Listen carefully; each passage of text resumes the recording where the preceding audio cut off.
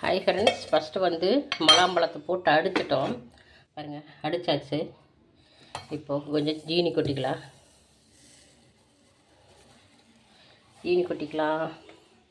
அப்புறம் இது பார்த்திங்கன்னா ஐஸ் கட்டி எடுத்து வச்சுருக்கேன், அதையும் போட்டுக்கலாம். அப்புறம் பால்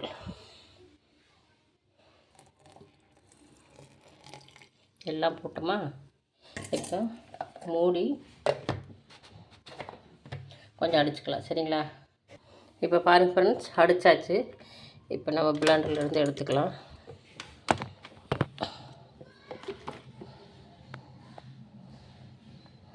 ஒரு கையில் செய்யலாம்னா முடியும்.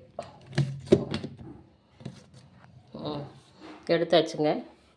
மொத்த கையில் எடுக்க முடியலைங்க. ரெடி ஆகிடுச்சுங்களா?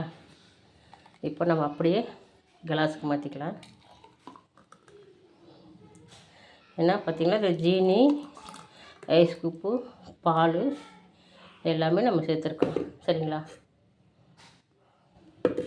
வாங்க ஃப்ரெண்ட்ஸ், முலாம்பழ ஜூஸு பாருங்கள், சூப்பராக ஜில்லுன்னு முலாம்பழ ஜூஸ் ரெடியாக இருக்குது. இப்போ பாருங்கள், எடுத்து கொண்டு போய் கொடுக்கலாமா?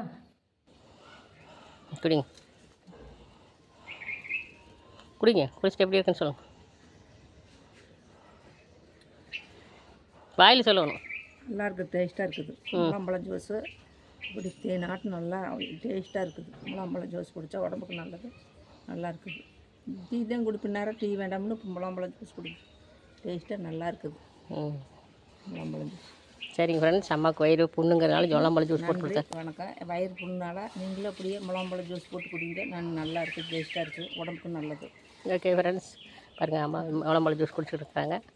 பாய்.